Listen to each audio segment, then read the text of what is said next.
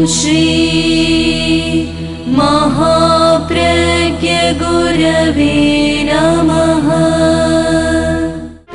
जिसके सांसों में रहता है शाश्वत शांति का स्पंदन, उस महाप्रज्ञ को वंदन, उस महाप्रज्ञ को वंदन। सत्य अहिंसा अनेकांत को अर्पित जिसका तन मन, उस महाप्रज्ञ को वंदन, उस महाप्रज्ञ को वंदन। जिसके सांसों में रहता है शाश्वत शांति का स्पंदन, उस महाप्रज्ञ को वंदन, उस महाप्रज्ञ को वंदन।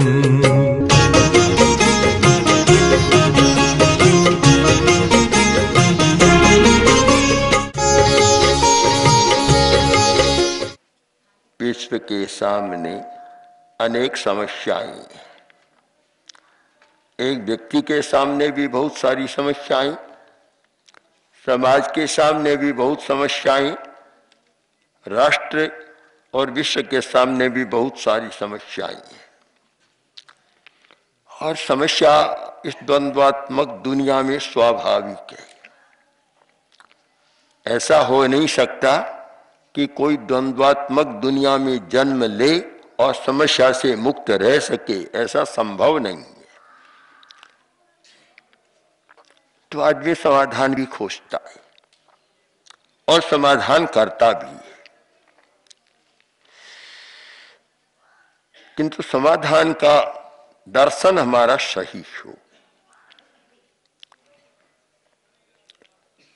गाड़ी में सामान रखकर और जंगल की ओर चला, बीच में कोई आदमी मिला, पूछा कि आज सारा सामान बैलगाड़ी में रखकर कहाँ जा रहे हो? कि जंगल में जा रहा हूं। क्यों?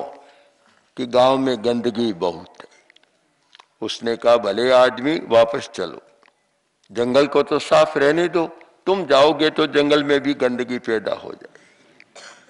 कम से कम जंगल को शुद्ध रहने दो। समस्या आदमी पैदा करता है और उसका समाधान भी खोजता है। समस्या की तालिका बहुत लंबी है।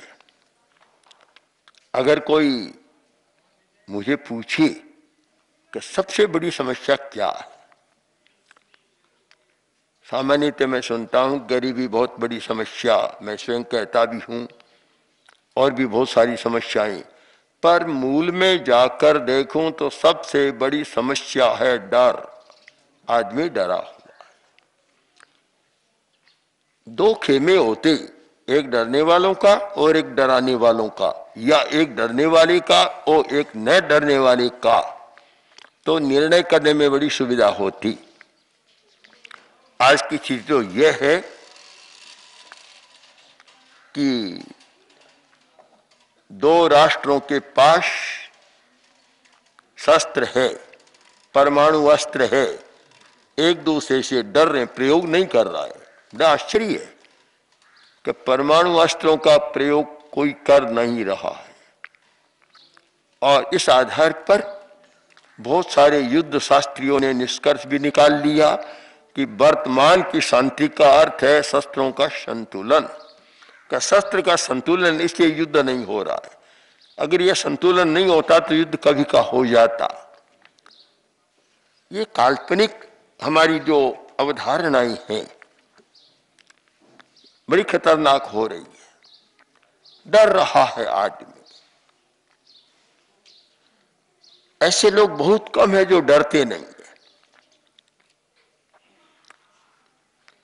कोई भूत से डरता है, कोई शस्त्रों से डरता है, कोई बिल्ली से डरता है तो कोई चूहे से डरता है। ऐसी महिलाओं को देखता है कि चूहे से बहुत डरती है।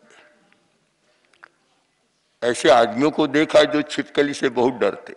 जहां छिपकली हो तो वहां रात को सोते ही नहीं है, सोते हैं तो नींद नहीं लेते। डर एक अवधारणा बन गई, एक दृष्टिकोण बन गया डर का। अब यह डर कैसे मिटे? सारी दुनिया भयभीत है, 6 अरब की इस दुनिया में अगर सर्वे किया जाए कि बिल्कुल नहीं डरने वाले लोग कितने हैं, तो बिना सर्वे किए एक अनुमान प्रमाण के आधार पर कहा जा सकता है कि डरने वालों की संख्या बहुत बड़ी है। अगर 6 अरब लोगों में 6 लाख या 6,000 व्यक्ति भी बिल्कुल निडर अभय मिल सके कि जिनको डर नहीं है, तो बहुत बड़ी बात होगी। डर रही है, और तो क्या अपने आप से भी डरते हैं, पड़ोसी से भी डरते हैं, और अपने भाई से भी डरते हैं, और अपनी पत्नी से भी डरते हैं, और पत्नी अपने पति से भी डरती है। यह डर हिंसा का मूल कारण है। हिंसा के कुछ कारण जो बलवान कारण है, जैसे गरीबी, रोटी का अभाव, हिंसा का एक बहुत बड़ा कारण है, वैसे यह डर भी हिंसा का बहुत बड़ा कारण है। लोग ये जानते हैं कि भगवान महावीर ने अहिंसा का प्रबलता से प्रतिपादन किया, इस सच्चाई को तो जानते हैं, पर इस सच्चाई को नहीं जानते कि महावीर ने पहले अभय का प्रतिपादन किया, बाद में अहिंसा का प्रतिपादन किया। उनका निश्चित सिद्धांत था कि डरा हुआ आदमी कभी अहिंसक नहीं हो सकता। यद्यपि कुछ लोगों ने अहिंसा को दुर्बलता का हेतु बतलाया, पर इस सच्चाई से बिल्कुल परे है। अहिंसा और दुर्बलता, कायरता कोई संबंध ही नहीं। दो दिशाएं, भिन्न भिन्न दिशाएं जो कभी मिलती नहीं है, और न ये समानांतर रेखा की भांति साथ साथ चलते हैं, बिल्कुल अलग दिशा ही अलग हो जाती है। अहिंसक वही हो सकता है जो भय मुक्त है। महावीर की भाषा में कहूं, मां भेतब्बम, डरो मत। किससे? बुढ़ापे से मत डरो, रोग से मत डरो, मौत से मत डरो, किसी से भी मत डरो। कारण कि नहीं डरने वाला तुम्हारे भीतर है, जो बाहर है उससे तुम डर रहे हो। दुनिया के दो रूप बन जाते हैं, बाहरी दुनिया और एक भीतर की दुनिया। डरता वही है जो केवल बाहर की दुनिया में रहता है, डरता वही है जो शरीर की दुनिया में रहता है। चेतना की दुनिया में रहने वाला कभी नहीं डरता, उसे कोई डर होता ही नहीं। केवल शरीर की दुनिया में रहता है, केवल पदार्थ की दुनिया में रहता है, वह आदमी डरता है। आज का डर इसलिए पैदा हो रहा है कि आदमी पदार्थ के साथ जी रहा है। पदार्थ के साथ अगर चेतना के साथ जिए तो शायद डर कम हो जाए। वह जानता है कि डरने से क्या होगा, मरना, मरता भी है, किंतु डरने वाला स्वयं मरता है किंतु दूसरे को मारकर मरना चाहता है। इसीलिए तो शस्त्रों का प्रयोग है कि अगर मरना भी है तो दूसरे को मारकर ऐसे ही नहीं मरना है। चेतना के साथ जो जीता है वह नहीं डरता। सूफी साहित्य में कथा आती है कि संत इमर्शन अपने शिष्य के साथ जा रहे थे, जंगल आया, और जो संत होते हैं उन्हें जंगल बड़ा अच्छा लगता है। ये मकान तो आखिर बंधन तो है ही, आदमी रहते हैं पर बंधन है। जंगल में मुक्त आकाश का आश्रय मिलता है, और पेड़ आए, और जहां पेड़ होते हैं, जंगल, पेड़ और खुला आकाश, वहां ध्यान करने का मन स्वाभाविक है। ध्यान का पूरा वातावरण मिल जाता है। तो संत ने कहा कि हम यहाँ बैठेंगे, पेड़ के नीचे ध्यान करेंगे। बैठ गए स्वयं और एक साथ में चेला था, दोनों बैठे। तो संत तो बैठे और अपनी दुनिया में चले गए, चेतना के जगत में चले गए। चेला तो नया नया था, वह तो बाहर की दुनिया में जीने वाला, शरीर की दुनिया में जीने वाला है। जो शरीर की दुनिया में जीता है वहां तो डर स्वाभाविक है। डर का प्रारंभ कहां से होता है? सारे डर का, भय का प्रारंभ इस शरीर से होता है। 10-20 मिनट बीते और इतने में एक सरसराहट। चेले ने देखा क्या है, देखा सामने से कोई शेर आ रहा है। डरा और बोला, गुरुदेव शेर आ रहा है। उन्होंने ध्यान ही नहीं दिया, फिर तो अपनी दुनिया में चले गए थे। बहुत 3-4 बार कहा कि शेर आ रहा है और चलो हम पेड़ के ऊपर चढ़ जाए, सुना नहीं। अब तो नया नया था, उसने सोचा मैंने इतनी बार कह दिया, अरे गुरु मेरी बात नहीं सुनते हैं, ये मरेंगे, मैं क्यों इनके साथ मरूं। पेड़ पर चढ़ गए। शेर आया और घूमा, चला गया। जहां एक पवित्र आभा मंडल होता है, पवित्र वातावरण होता है, वह हिंसा भी अहिंसा में बदल जाती है। और शायद अभय के वातावरण में हिंसा का परिवर्तन भी हो जाता है। आधा घंटा बीता,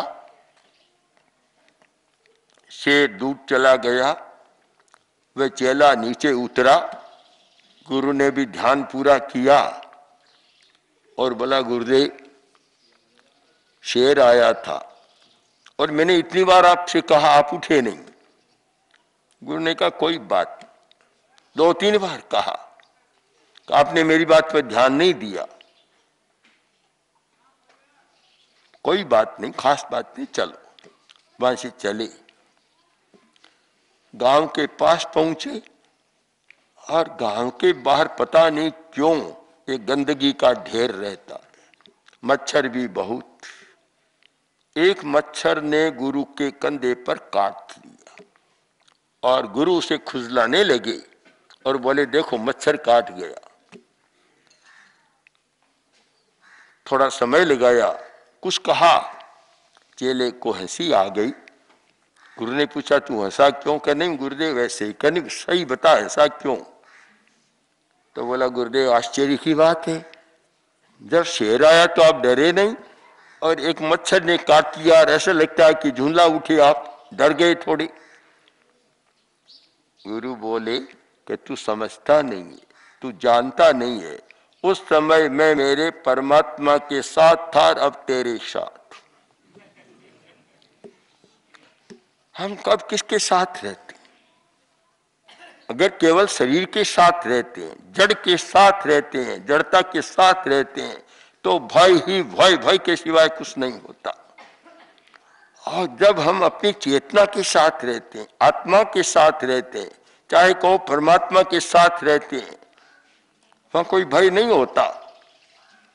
ज्यादा से ज्यादा कोई भय दिखा सकता है तो मारने का दिखा सकता है। सिकंदर ने जब सन्यासी को डर दिखाया कि तुम मेरे देश में चलो, मेरे साथ चलो, और नहीं तो देखो अभी तलवार निकाल ली, अभी तुम्हारा गला काट दूंगा, मार दूंगा, तो भी डरे नहीं, स्वीकार नहीं किया और बोले किसको मारोगे, किसको मारोगे, मैं कभी मरता ही नहीं। आखिर तलवार नीचे गिर गई, सिकंदर झुक गया, अभय के सामने भय चला गया। हम अनुसंधान के युग में जी रहे, बहुत सारी अनुसंधान की उपलब्धियां, चर्चाएं हमारे सामने आ रही है। अनेक वैज्ञानिकों के रिसर्च के निष्कर्ष हमारे सामने आ रहे हैं, किंतु लगता है कि जो भीतर का अनुसंधान आना चाहिए वह अभी नहीं आ रहा है। पदार्थ जगत के बहुत सारे अनुसंधान, बहुत सारे रिसर्च के निष्कर्ष हमारे सामने आ रहे हैं, किंतु चेतना जगत में जो है, जो अव्यक्त है, उसे व्यक्त करने वाला तथ्य हमारे सामने अभी नहीं आ रहा है, और यही हमारी समस्या का सबसे बड़ा कारण बन रहा है। अगर हम समस्या का समाधान खोजना चाहें तो केवल पदार्थ जगत में समस्या का समाधान नहीं हो सकता। हमें चेतना के जगत में प्रवेश करना होगा। त्याग, संयम, अनुशासन, आत्मानुशासन, वहां समाधान खोजना होगा। लाल बहादुर शास्त्री जब प्रधानमंत्री थे और अन्न की कमी की बात थी, तो बाहर से आयात करके पूरा करने का विकल्प तो सबके सामने होता है। उन्होंने एक नया विकल्प रखा जो चेतना के निकट जाता था कि सप्ताह में एक दिन एकासन करें, और उसको एक समाधान के रूप में देखा। समाधान है, आज पानी की बहुत सारी समस्या है। पानी की समस्या को पानी का आयात करके तो नहीं मिटाया जा सकता, और शायद नदियों को जोड़कर मिटाने में भी काफी कठिनाई है, क्योंकि आदमी की आकांक्षा इतनी बढ़ गई और सुविधावाद इतना बढ़ गया कि पानी की कमी कैसे नहीं होगी। अभी समाचार पत्र में पढ़ा कि एक औसत आदमी, जो शहरी आदमी, गांव के आदमी की बात छोड़ दें, एक दिन में 100 लीटर पानी का उपयोग करता है। तो मैंने अपने संतों से कहा कि तुम देखो हम लोग कितने पानी का उपयोग करते। तो सारे हिसाब करके एक साधु ने कहा कि ज्यादा से ज्यादा हो तो हमारे 8-10 लीटर पानी का उपयोग होता है, उससे भी कम होता है। अब कहाँ तो 100 लीटर पानी का व्यय और कहाँ 5, 7, 8 लीटर पानी का व्यय है। जो चौबिहार करे, चौबिहार तप, तो शायद 2-4 लीटर का ही व्यय पूरा नहीं होता। आखिर हमें समाधान, समस्या को सुलझाने का दृष्टिकोण पदार्थ में नहीं खोजना होगा, खोजना होगा चेतना के जगत में, संयम में।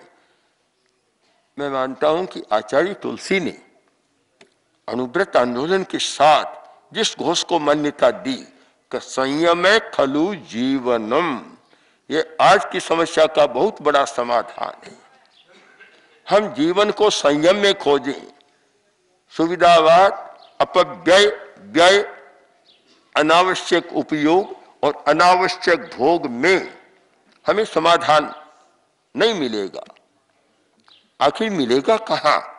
आज इकोलॉजी का बहुत विकास हुआ है, पर आप जानते हैं इकोलॉजी का पहला सूत्र क्या है कि लिमिटेशन। लिमिट है, पदार्थ सीमित है और उपभोक्ता ज्यादा है। अब उपभोक्ता तो ज्यादा और पदार्थ कम। अब समाधान पदार्थ में से कैसे मिलेगा? एक रोटी और खाने वाले 4 आदमी, समाधान कहां से मिलेगा? संयम में से मिलेगा। ऐसा प्रसंग आया, तेरा पंथ के चतुर्थ आचार्य जयाचार्य ने कहा कि चित्तौड़ में चतुर्मास करना है, पर यह मानकर चलो कि वहां पूरा आहार नहीं मिलेगा, अपनी विधि के अनुसार आहार नहीं मिलेगा। तो फिर एक जो प्रमुख साध्वी थी दीपा जी, उन्होंने कहा कि आचार्य वर, हम चतुर्मास चित्तौड़ करेंगे, आप चिंता नहीं करेंगे, आहार नहीं मिलेगा।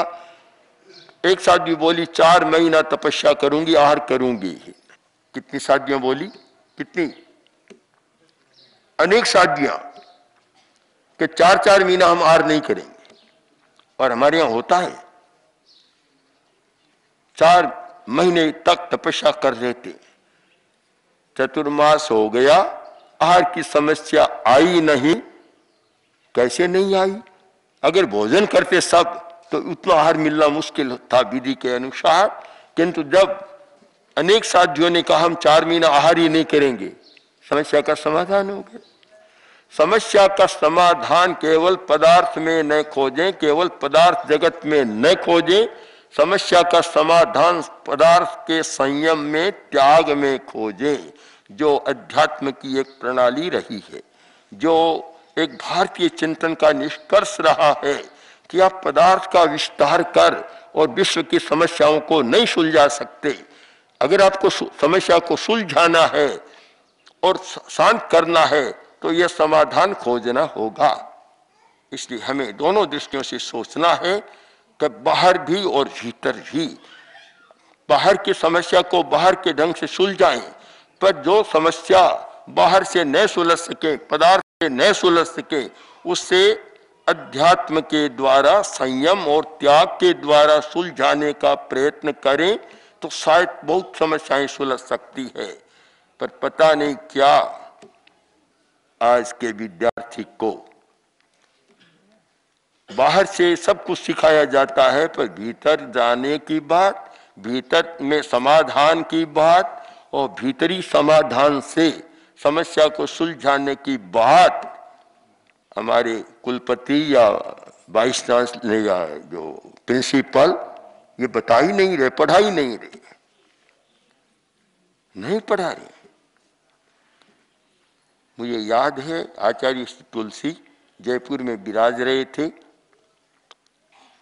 और उस समय शायद वाइस चांसलर थे कपूर शाह, राजस्थान विश्वविद्यालय। तो वे आए, बातचीत हो रही थी। जब उनको जीवन विज्ञान की बात पड़े, ये बताया कि हम भीतर में जाकर कैसे समस्या सुलझा सकते हैं और भीतर से क्या हो सकता है। उन्होंने कहा बात तो बहुत अच्छी है। तो फिर मैंने पूछा कि आप अपने पाठ्यक्रम में जोड़ेंगे? तो बोले आगे इतना भार है, हम कैसे जोड़ें, बस बात समाप्त हो जाती। मैंने तो कहा कि कपूर साहब इतना मत सोचे, अगर कुछ विकास करना है तो कुछ जोड़ना होता है, कुछ छोड़ना होता है। आपको छोड़ना भी सीखना चाहिए। छोड़ना सीखेंगे तो जोड़ने की बात आ जाएगी, केवल जोड़ना तो फिर यह नहीं होगा। आज हम चिंतन करें, बहुत हमारा दृष्टिकोण साफ होना चाहिए कि भौतिक जगत की अपनी समस्याएं, पदार्थ जगत की अपनी समस्याएं और भीतर के जगत की भी अपनी समस्याएं हैं।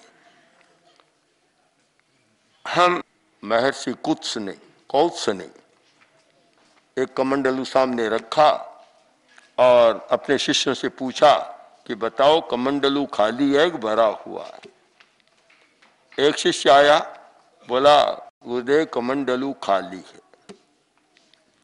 और दूसरा शिष्य आया और बोला गुरुदेव कमंडलू भरा हुआ है। दोनों गलत बातें, दोनों विरोधी बातें। तो विरोधी है तो कुछ ने कहा कि देखो तुम निरपेक्ष दृष्टि से कहते हो तो तुम दोनों गलत हो जाते हो, और सापेक्ष दृष्टि का प्रयोग करो। जिसने कहा कमंडलू खाली है वह भी सही है, क्योंकि आधा भरा हुआ है आधा खाली है, तो खाली ये बात सही है।